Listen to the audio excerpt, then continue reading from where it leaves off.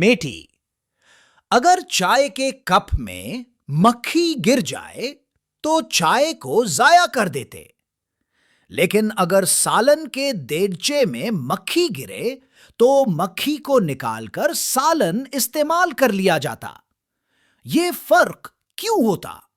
Me too, एक cup चाय दोबारा बनाना बहुत आसान है, इसलिए इंसान अपनी नफासत का सबूत देते हुए उसे जाया कर देते, जबकि पूरे घर का सालन दोबारा बनाना आसान नहीं।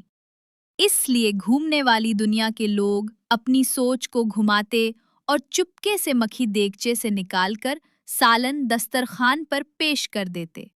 अच्छा, ऐसे होता। जी हाँ, ऐसे ही होता। मीटो एंड मेटी की करारी बातें सुनने के लिए हमारे चैनल को लाइक सब्सक्राइब और शेयर करें।